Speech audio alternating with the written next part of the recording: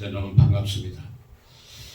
오늘 또 우리 멋있는 장로님께서 이 신랑과 같은 멋있는 양복을 입으시고 문 밖에서 문 그 위에서 성경에 보면 탕자가 집으로 돌아올 때 아들을 맞이하시되 그 기쁜 모습으로 맞이해 주신 것을 보면서 또 감사함을 느꼈습니다.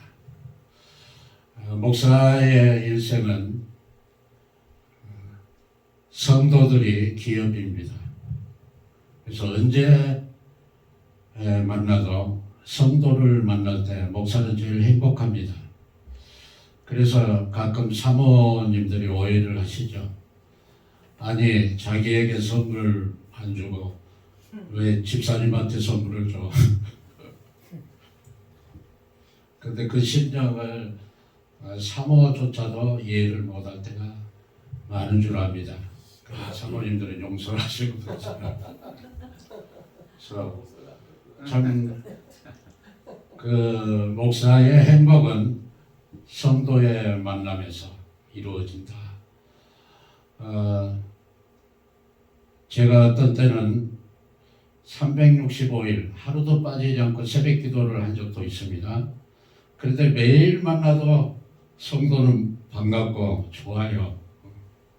그리고 예배 후에 새벽 기도 후에 찻집에 가서 차를 한 잔씩 마실 때 참 기쁩니다. 성경에 보면 시편의 16편인가요?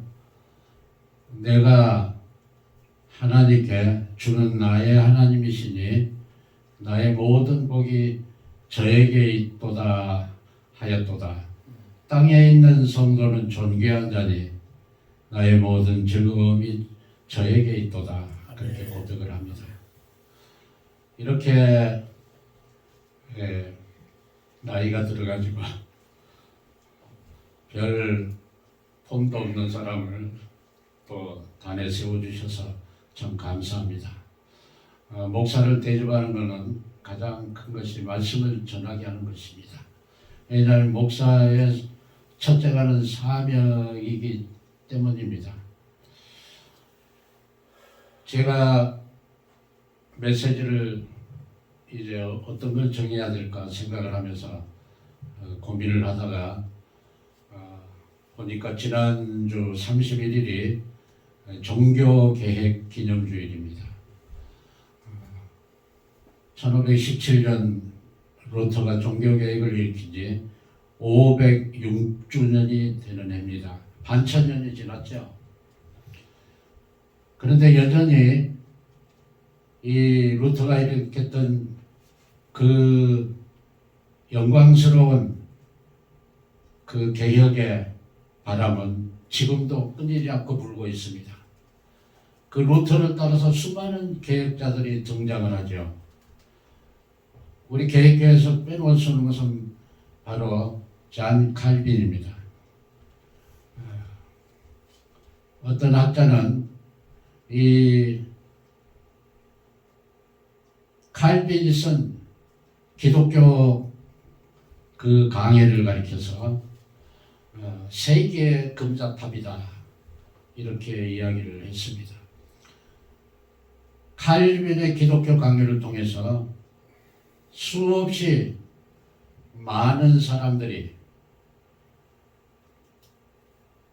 기독교 신학이 무엇이고 교회에서 가르쳐야 될 중요한 신앙의 내용이 무엇인가 하는 것을 생각하고 공부하면서 많은 사람들이 구원의 열매를 맺게 됩니다. 제네바 대학을 칼빈이 세워가지고 거기에서 유럽 각지에서 모여든 그 수제들을 통해서 스칸디나비아 반도를 비롯해서 영국과 스칼틀랜드, 네덜란드, 이런 독일, 그리고 온 세계의 개혁주의 신앙, 그것이 뿌리를 내리고 열매를 맺게 됩니다. 그래서 우리 한국에도 이제 복음의 열매가 맺게 된 것을 봅니다. 참 생각하면 신기하죠.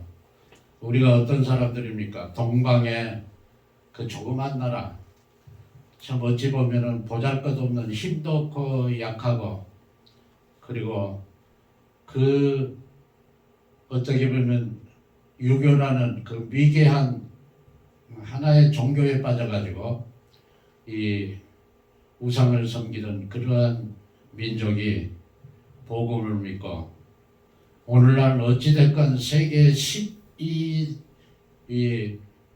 그런 교역국에 등장을 하게 됩니다. 이것은 엄청난 사건이죠.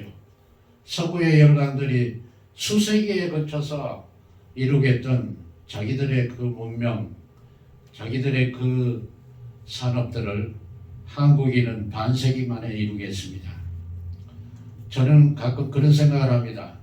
한국이 이처럼 물론 치열한 경쟁 속에서 많은 사람들이 고통을 받고 있지만은 한편으로는 잘 살고 있죠. 옛날에 보니까 20년, 30년 전에 한국에 나가면 한국에서 있는 분들이 이 미국에서 온 사람을 가려서 미국 거지가 왔다 그런 말을 했는데 지금은 말할 것도 없죠. 아주 그 옷 입는 거, 먹는 거, 여행하는 거, 우리가 과거에 30년, 40년 전에는 상상할 수도 없었던 그러한 놀라운 변화를 가져왔습니다. 어째서 이렇게 됐을까? 물론 노력한 것도 있고 사람들의 그 지혜가 비상한 것도 있지만은 하나님 앞에 철야 기도하면서 새벽 기도하면서 어떻게 하든지 하나님을 잘 섬기고 그리고 하나님 앞에서 복을 받아야 했던 그런 일념으로 신앙생활을 열심히 한 소수의 기독교인을 하나님이 보시고 우리 한국민족을 불쌍히 여긴 줄로 믿습니다. 이제 서론을 길었는데 시간이 많이 없습니다.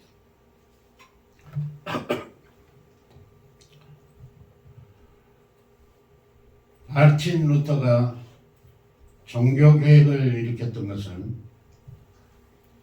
처음에는 이렇게 큰 사건으로 이렇게 번질 줄은 꿈에도 몰랐습니다. 단지 캐톨릭 그 교회 안에서 개혁을 이루고자 했던 것이 결국은 그 루터의 개혁 정신을 매도하고 핍박하고 심지어 기회만 있으면 죽이려고 했던 이러한 캐톨릭으로 인해서 완전히 마음이 바뀐 줄 압니다. 우리가 잘 아는 대로 존 칼빈의 출생지였던 프랑스에서는 이 루터와 또 칼빈의 영향을 받아가지고 많은 개혁 신도들이 생겨납니다. 그런데 그것을 프랑스 정부에서 탄압을 하고 결국은 성 바돌로메 그 날에 그 축제의 날에 이구노 그 개혁주의 신자들을 학살을 하는데 자그마치 7만 명을 죽입니다. 그래서 브루디 데이라고 그러죠. 어찌 보면은 천주교처럼 잔인한 그러한 종교 집단도 드문 줄 압니다. 물론 우리가 오늘날 여러 가지 많은 것을 공유를 하고 있지만은 그러나 저들의 그 가는 길과 우리 개혁주의는 분명히 그 한계점이 있죠. 우리는 처음부터 끝까지 믿음으로 의롭게 되고 믿음으로 구원받고 믿음으로 말미암아 하나님의 은혜 가운데서 영생을 누리고 영원한 천국에 간다 하는 그 중심을 끝까지 가지고 있습니다. 할렐루야. 믿음 외에는 다른 것을 가지고 하나님 앞에 나아갈 수가 없습니다. 자, 이제 본문을 보면은 사도 바울이 1장, 2장에서 인간의 죄에 대해서 그리고 율법에 대해서 설명을 하다가 결론을 이렇게 맺습니다. 물론 율법이 말하는 바는 율법 아래 있는 자들에게 말하는 것이니 이는 모든 입을 막고 온 세상으로 하나님의 심판 아래 있게 하려 합니다. 율법의 행위로 그의 앞에 의롭다함을 육체가 없나니 율법으로는 뭘 깨달아요? 죄를 깨달음이니라. 이렇게 인간이 죄 때문에 죽을 수밖에 없다. 첫째로는 이방인들의 죄, 그 다음에는 유대인들의 죄. 유대인들은 하나님의 법을 받았잖아요. 그런데 지킬 수가 없는 거예요. 하나님은 창조 세계에서 하나님을 알아볼 수 있는 그러한 이제 창조의 세계를 보여주셨죠. 그런데 창조의 세계를 통해서도 깨달을 수가 없어요.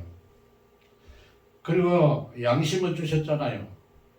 양심을 주었는데도 양심을 통해서도 하나님 앞에 회개하고 돌아갈 생각을 안 하죠. 하나님은 유대인들에게 하나님의 백성으로서 법을 주셨어요. 거룩한 법이 율법이잖아요. 그러니까 율법을 지키지를 못하는 거예요. 그래서 이와 같이 율법의 행위로 말미암아 그의 앞에 의롭다함을 얻을 육체가 없고 죄를 깨달을 뿐이다. 그러면서 3장 20절까지 이제 인간의 죄의 원인과 결과를 말씀하고 나서 21절에 이제는 그렇게 말씀합니다. 그 영어에 보니까 거기 21절 번역을 but now 그랬어요. 그러나 이제는인데 우리 성경에는 이제는 그랬는데 이것은 일종의 반율법인데 기독교의 역사에서 가장 중요한 반율법의 하나다. 그렇게 학자는 이야기를 합니다. 자, 로마서가 어떤 성경입니까? 성경에서 이 로마서처럼 기독교 2000년 역사에 그처럼 커다란 영향을 미친 그러한 성경 말씀이 없습니다. 그래서 성경 중에 왕자라고 그러죠. 로마서를 가리켜서. 근데 로마서에서 지금 사도 바울이 얘기하고자 하는 것은 이제는 지금까지는 모든 많은 일들이 벌어졌어요.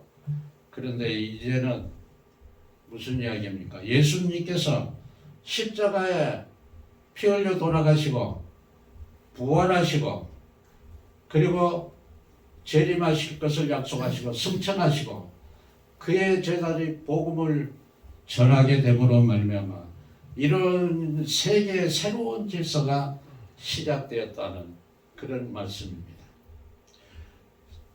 하나님께서 첫 창조에서 타락하고 범죄한 인생들을 구원하시기 위해서 그리스도 안에서 새로운 재창조의 역사를 일으키게 되셨다 하는 것을 그러나 이제는 이라는 말씀으로 시작을 합니다. 그러나 이제는 율법에 하나님의 한 의가 나타났으니 율법과 선지자들에게 증거를 받은 것이니라. 이런 생각하면요, 그 로마서를 통해서 조금 전에 말씀드렸던 것처럼 기라성 같은 하나님의 그 영광스러운 그 강력한 그리고 그처럼 하나님의 그 은혜 그 하나님의 그 사랑과 하나님의 그 자비의 시면의 깊이까지 들어간 사람들이 많습니다. 어거스틴은 탕자였죠. 어머니가 그 타락한 그 아들을 위해서 14년인가를 기도했다고 하지 않습니까? 그래서 결국은 어거스틴이 회개를 어떻게 합니까? 로마서 13장 11절 이하에 보면은 너희가 알거니가 이 시기가 자다가 깰 때가 버터서였으니 이는 이제 우리의 믿음이 처음 믿을 때부터 구원이 가까웠음이니라. 밤이 깊고 낮이 가까웠으니 그러므로 우리가 어둠의 일을 벗고 빛의 갑옷을 입자. 낮에와 같이 단정히 행하며 방탕과 술 취하지 말며 음란과 호색하지 말고 예수 그리스도로 옷 입고 정욕을 위하여 육체의 일을 도모하지 말라. 어거스틴이 자기는 진리를 찾아서 몸부림친다고 생각했어요. 그런데 그 진리가, 그 구원의 그 등불이 보이지 않는 거죠. 어둠 속에서 헤맸습니다. 그 당시 유명한 암브로스 그 설교자 밑에서 설교도 듣고 있는데 도대체 복음에 대해서 알 길이 없는 거예요. 그러다가 어느 날 눈물을 흘리면서, 자세히 어떤 주석가가 얘기했다.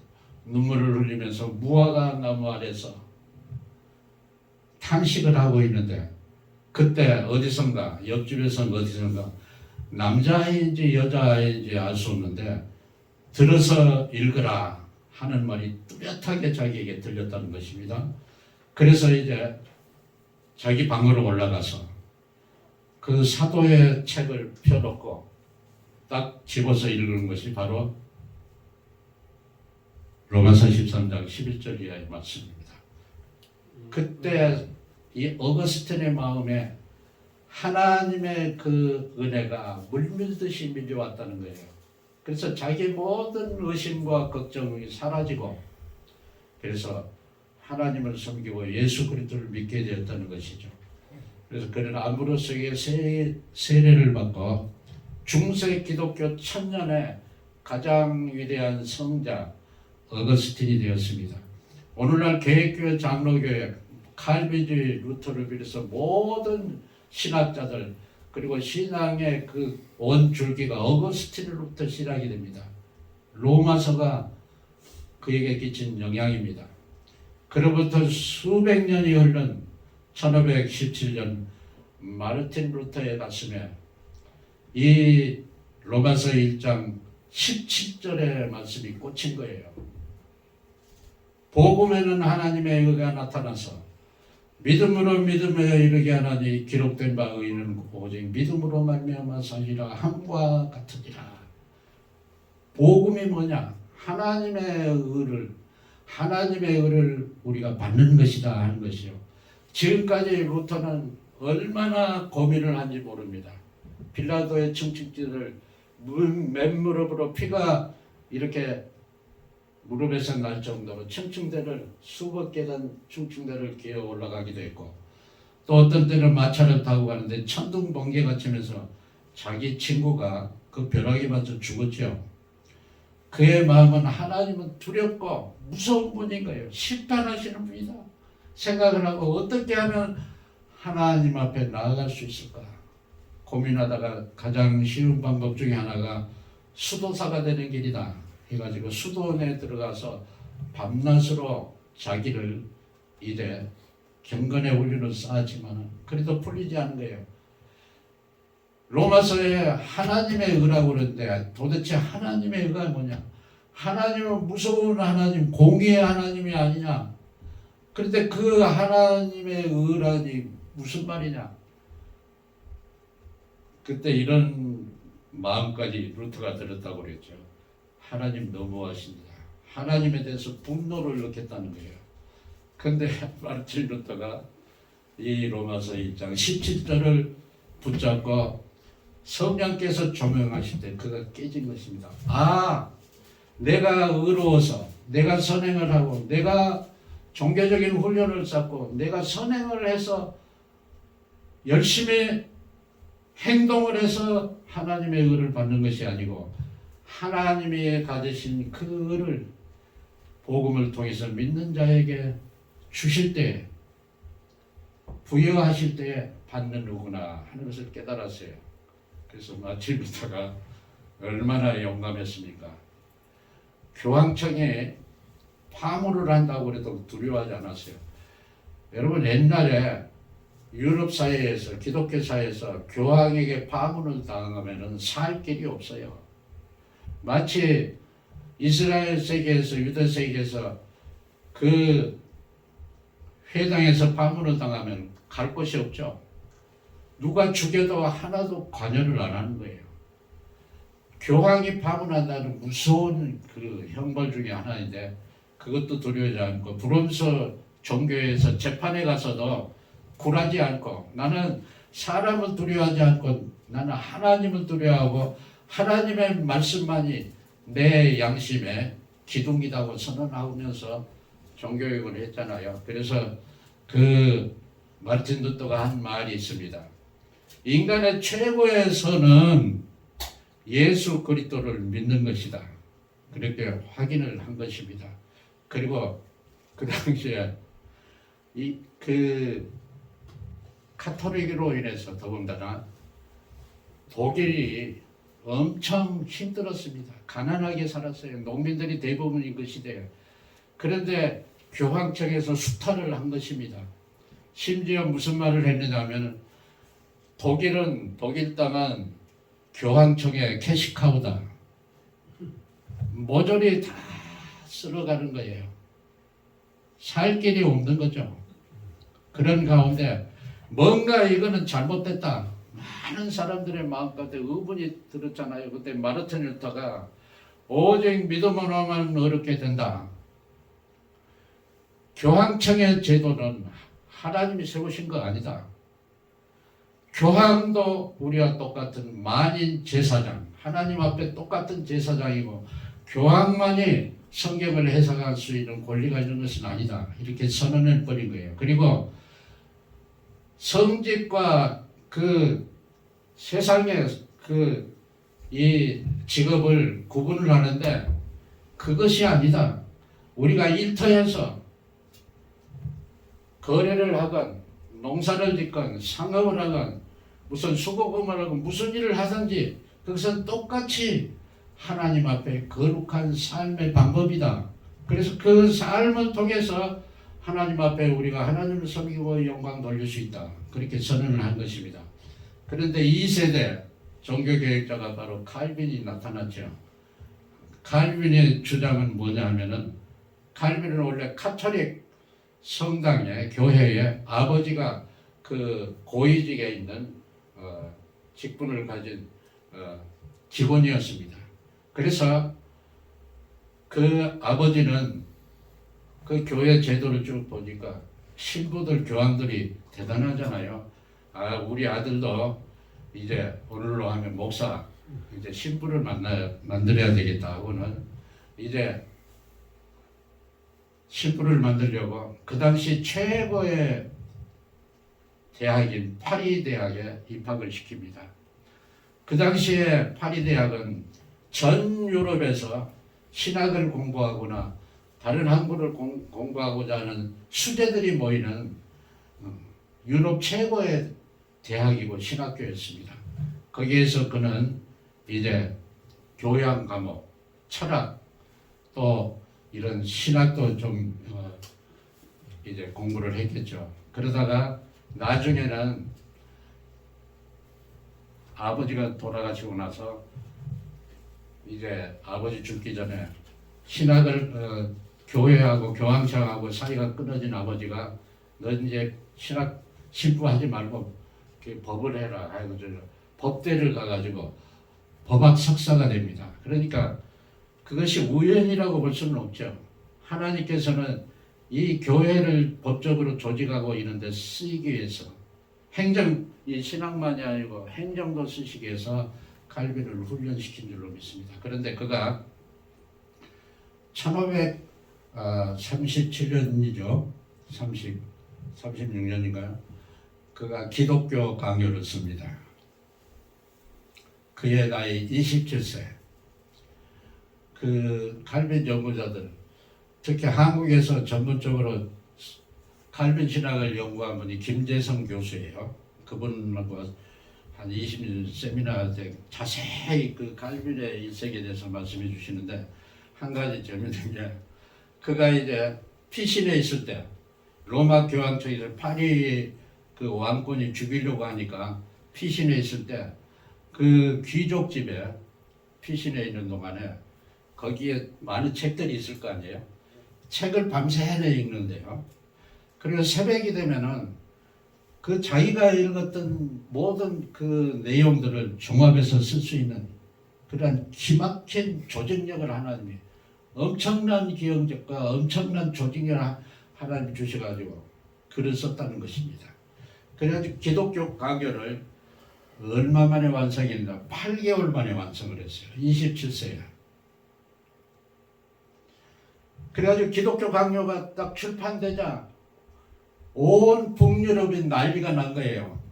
자기들이 그전처럼 간절히 목말라 하던 하나님의 말씀에 대한 그 신학적인 진리, 교회 생활에 대한 실제적인 그 신앙의 내용, 이것을 쭉 보면서 아주 열광을 해가지고 인략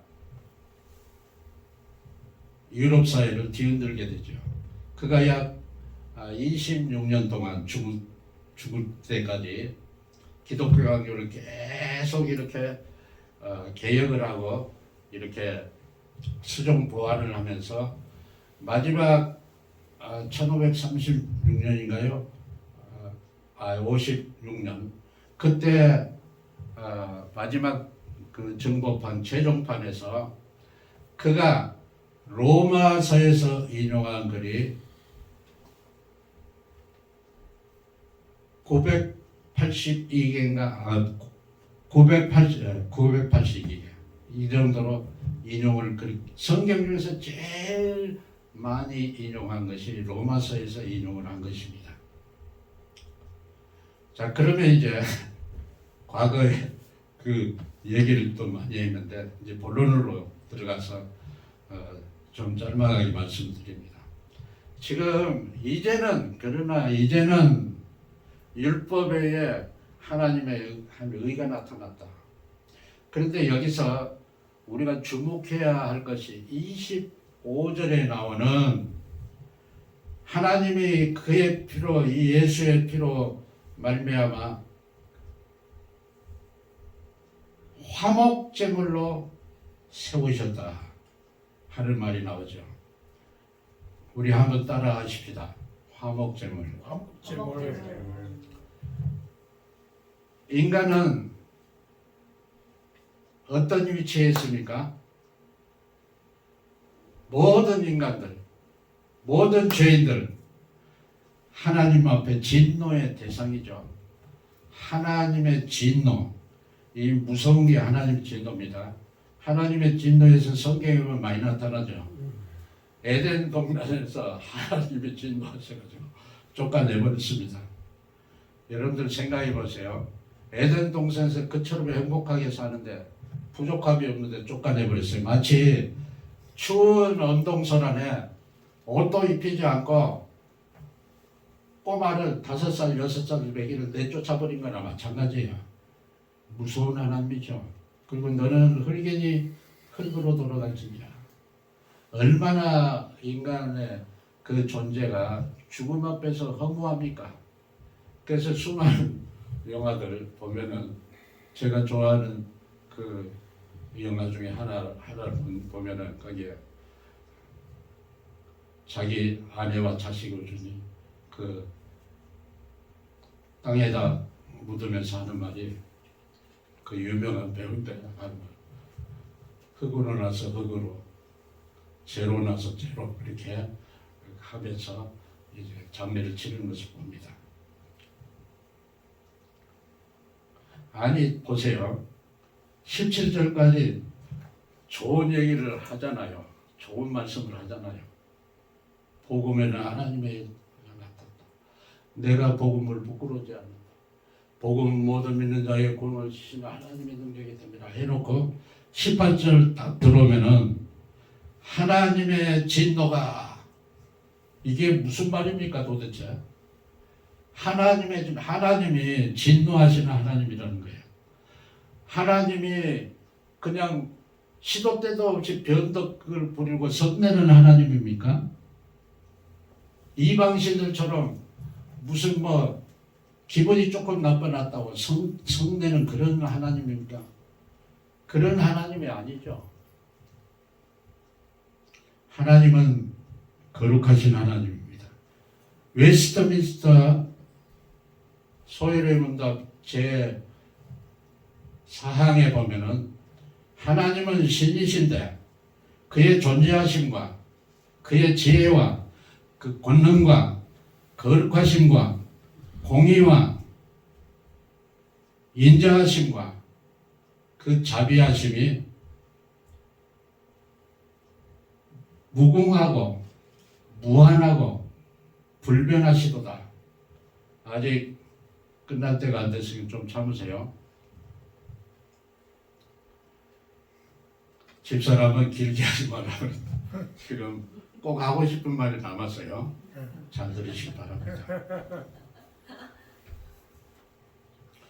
하나님은 우리가 많이 알기를 사랑의 하나님, 죄를 지어도 응석바지처럼 그냥 괜찮아, 별거 아니야, 그런 하나님이 아니시라는 거죠. 하나님은 죄에 대해서 끝까지 추궁하시고 끝까지 하나님께서 이 노를 품으시고 끝까지 죄에 대해서는 절대로 용납하지 않으신 분이에요. 우리가 아는 대로 출애굽의 역사 가운데 여호수아에 다 하나님 못 망했잖아요. 결국은 40년 동안 광야에서 헤매고 그 세대는 못 들어갔어요. 그리고 보면은 제 3개월 만에 6월절 3개월 만에 시내산에 도착하잖아요. 시내산에서 1년 동안 하나님께서 율법을 선포하시고 제사질 장막들을 다 설명하시고 만들게 하십니다. 그래서 제 2월 20일에 드디어 회막 후에 하나님의 쉐키나 구름이 딱 뜨니까 출발을 해가지고 시내산에서 출발해가지고 이제 가게 됩니다. 바람광야까지 가는데 그 이제 여정에서 무슨 일이 벌어집니까? 광야 생활에 이제 힘들고 지치죠. 1년이 넘었잖아요. 지금 2년도 넘어가고 있는 판인데 그래서 못 살겠다. 넌 모세 때문에 우리가 따라 나왔는데 네가 대장 노릇하면서 우리 못 살게 하는데 못 살게 다시 돌아가고 싶다. 그런 반역의 무리가 생긴 거예요. 그게 고라 일당이죠. 그래가지고 고라가 너만 하나님 앞에 제사 지낼 수 있나? 우리도 지낼 수 있다. 그리고 향로에 불을 피워가지고 250인이 고라를 따른 일당들이 향로를 이제 담아가지고 하니까 이 큰일 났잖아요. 그 질서가 완전히 무너지는 거예요. 제사장의 질서가. 그래서 하나님이 진노하시잖아요. 그래서 고라 일당에서 물러서라. 그리고 나선 땅이 이렇게 갈라지면서 그 모든 그 가족들, 따르던 자들, 그리고 모든 그 이제 가축들 다 땅에 하나님께서 떨어지게 해가지고 다 담깁니다. 무섭죠. 그리고 나서 그러면 과연 너희들 250인의 항로에 향을 담아가지고 불을 피우는 게 정당하냐? 하나님 앞에 나와라. 그래가지고 이제 아론도 향을 피워가지고 나옵니다. 그런데 향로에서 불이 나와가지고 그 250인은 다 불살라버립니다. 엄청 무섭죠.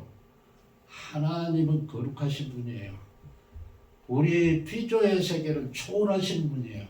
그분이 세우신 창조의 질서, 하나님의 거룩하심에 도전을 할 때 하나님이 결코 용납을 하시지 않아요. 그처럼 이스라엘 백성들을 하나님이 사랑하셨잖아요. 그런데 계속 선지자들을 보내고 또 보내고 또 보내고 했지만은 말을 듣지 않자 주전 587년 느부갓네살 바벨론 군대가 쳐들어가지고 1년 가까이의 농성 가운데 그 성이 함락되고 970km가 넘는 그 바벨론 땅으로 쇠사슬을 묶여가지고 걸어서 끌려갑니다. 무섭지 않아요? 그때 하나님이 이제 진노하시는 하나님이라는 것을 18절에 말씀을 하면서 그러면 칼빈은 어떻게 회심을 하고 그렇게 하나님의 말씀을 믿고 선포하게 되는가 보면은 많은 학자들이 오랜 동안 연구한 결과 바로 로마서 1장 18절과 25절이라고 아주 분명하게 이야기를 합니다. 하나님의 진노가 불의로 진리를 막는 사람들의 모든 경건치 않음과 불의에 대하여 하늘로 쫓아 나타나나니 이는 하나님을 알만한 것이 저희 속에 보입니다. 하나님께서 이를 저희에게 보이셨느니라. 창세로부터 그의 보이지 않는 것들 그의 영원하신 능력과 신성이 그 만드신 만물에 분명히 보여 알게 되느니 그러므로 저희가 핑계치 못할지니라. 하나님을 안돼 하나님으로 영원하게도 아니하고 감사치도 아니하고 그 생각이 허망하여지며 미련할 마음에 어두워졌나니 스스로 지혜 있다라 우쭐하게 되어 하나님의 영광을 금수와 버러지 우상으로 바꾸느니라. 그러므로 하나님께서 저희를 그 마음의 정욕대로 더러움에 내어버려두사. 여러분, 하나님이 심판하는 것은 버려두시는 것이 심판 중에 하나예요. 지금 현재 구약시대 아니고 현재 하나님이 어떻게 심판하시냐. 하나님 심판하고 계세요 지금도. 그런데 노아의 홍수처럼 에덴 동산의 심판처럼 그렇게 일시적으로 하시지 않으시고 하나님께서 차근차근 버려두십니다.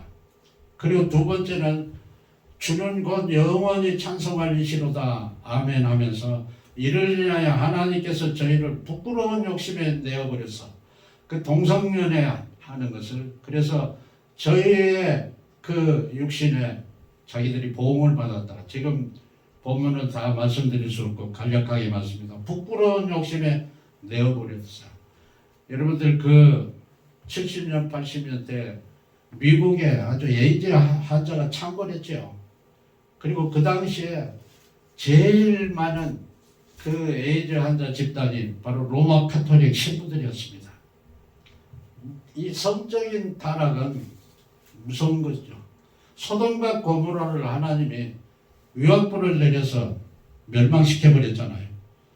그 다음에 이제 이와 같이 말씀을 하고 나서 마지막에 세 번째로 뭘 버리시냐면은 저희가 마음에 하나님 두기를 싫어하며 저희를 그 상실한 마음대로 내어버려두사. 첫째는 저희 그 정욕의 욕심에 내어버려두셨고, 두 번째는 부끄러운 욕심에 내어버려두고, 세 번째는 합당치 못한 일을 행하도록 상실한 마음대로 내어버렸어. 그 합당치 못한 일을 하게 하셨는데 거기에 제목이 나오죠. 바로 모든 불의, 추악, 탐욕, 악을 도모하는 자요. 시기, 살인, 분쟁, 사기, 악독이 가득한 자요. 수군수군하는 자요. 비방하는 자요. 하나님의 미워하시는 자요. 능욕하는 자요. 교만한 자요. 자랑하는 자요. 악을 도모하는 자요. 부모를 거역하는 자요. 그리고 우준한 자요. 우매한 자요. 무정한 자요. 무자비한 자라. 이런 악들을 다 행하게 되죠. 왜요? 하나님 마음에 두기 싫어하니까 온갖 죄를 다 지는 거예요. 그리고 25절의 결론이 나옵니다. 뭡니까? 이와 같은 일을 행하는 자를 하나님이 심판하신다는 것을 알면서도 저희만 행할 뿐 아니라 행한 자를 또한 옳다 하느니라. 그러니까 이방인들의 죄에 대해서 아주 신랄하게 말씀하는 거예요. 그리고 두 번째는 유대인은 그러면 어떤 죄를 지느냐? 교만한 죄, 남을 비판하는 죄, 그 죄목에 대해서 당을 짓는 죄, 이런 것을 말씀하고 나서 쭉 유대인 이방인 죄를 말씀하면서 그러면 어떠냐? 우리는 나으냐? 결코 아니라 유대인이나 헬라인이나 다 죄를 범하였다고 이미 선언하였느니라. 기록된 바 우리 김범수 목사님 달달 외우시는데 기록된 바 의인은 없나니 하나도 없으며 깨닫는 자도 없고 다 치우쳐 한 가지로 무익하게 되고 선을 행하는 자는 없나니 하나도 없도다. 저희 목금은 열린 무덤이요. 여러분 이방인의 죄에서 그 시궁창 냄새가 펄펄 나잖아요. 그런데 여기 보면은 저희 목금은 열린 무덤이요. 유대인들의 장례법은 이 매장이 아니고 대개 이렇게 암벽간들을 파가지고 돌문으로 닫잖아요. 근데 그 돌문이 열었을 때 지나가는 사람들의 그 악취가 어떻겠어요? 진동하겠죠. 근데 인간의 그 입이 열기만 하면 목구멍이 열린 무덤이요. 그 혀로는 속임을 베풀며 그 입술에는 독사의 독이 있고 그 발은 피 흘리기에 빠른지라. 파멸과 고생에 의해서 그 길을 알지 못하였고 저희 눈앞에 하나님을 두려워함이 없느니라 함과 같으니라. 그 인간의 죄는 모조리 다 한꺼번에 폭로를 하는 것입니다. 그래서 하나님이 어떤다고요? 진노하시는 하나님이시다. 근데 오늘날 기독교의 진노의 하나님의 메시지가 굉장히 없어졌어요. 왜냐하면 하나님은 사랑이셔. 이웃집 당신도 오시고 아무개도 오시고 와가지고 우리 사랑하고 그냥 이뻐하고 그냥 두리뭉실하게 평화롭게 지내면 돼. 그런데 복음은 그것이 아니에요. 하나님이 자기 독생자 외아들을 십자가에 내어 주신다는 것은 하나님의 공의가 어떤 것인가? 인간의 죄가 얼마나 무시무시하고 무서운 것인가? 십자가에 돌아가실 때 어떻게 했어요? 어째서 아버지 저를 버리십니까? 12시부터 3시까지 온 땅이, 온 세계가 어둠에 덮였잖아요. 하나님이 진노하신 거예요. 하나님이 진노하시니까 이 우주의 창조의 세계가 두려워가지고 하나님의 진노 앞에서 그 밝은 태양이 깜깜해져 버린 거예요.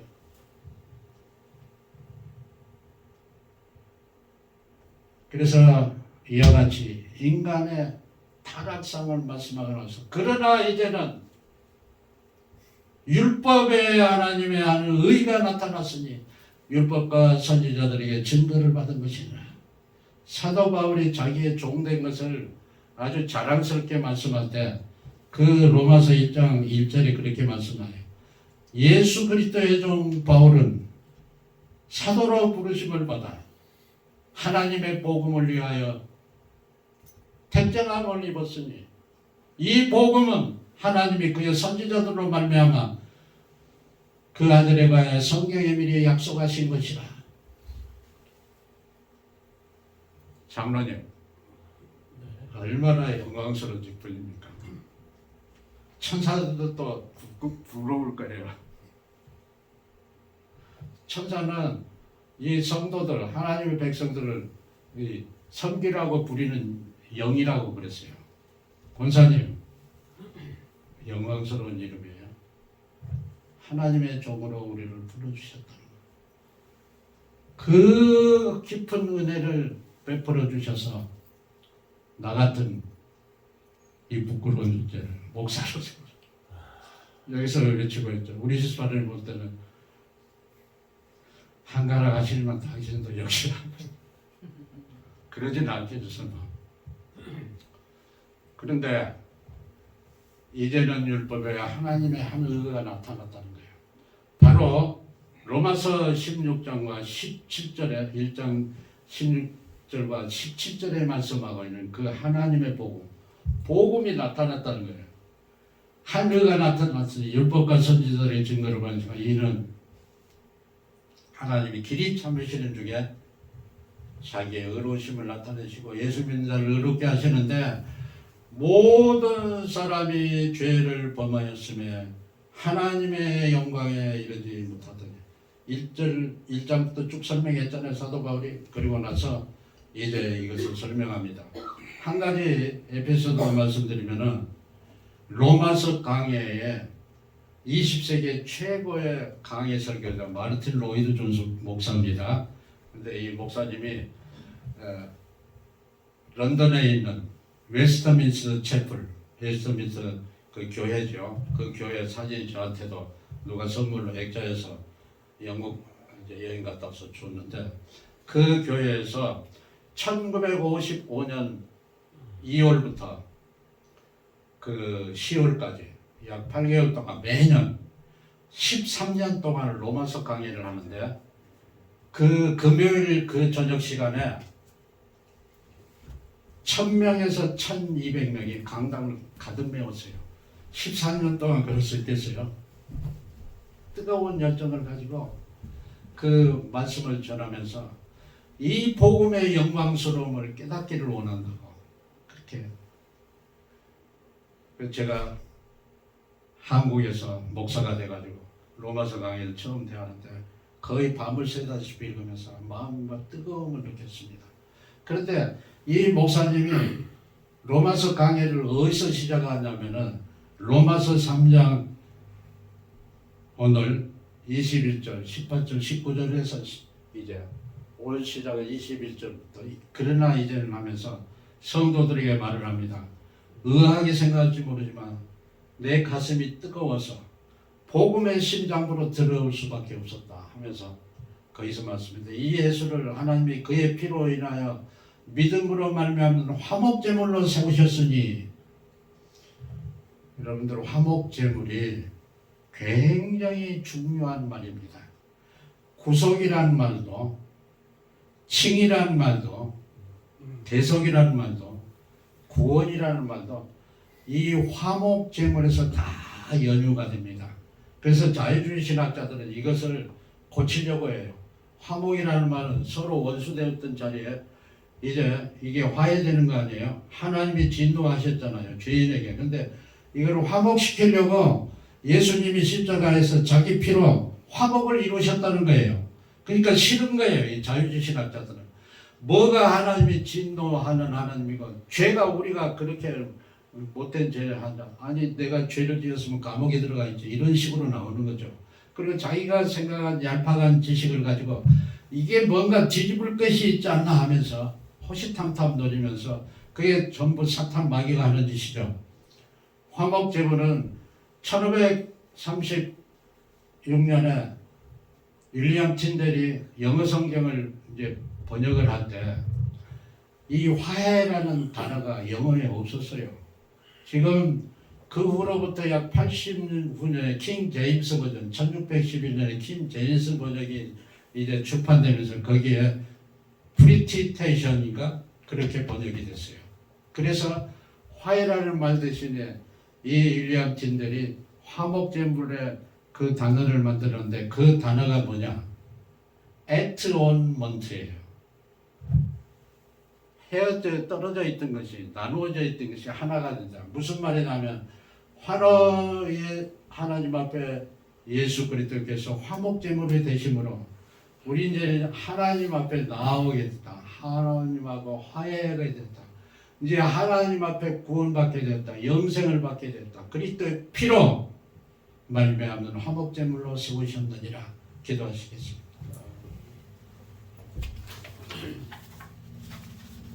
부족한 종을 세워주셔서 영광스러운 복음을 증거하게 해주시니 감사합니다.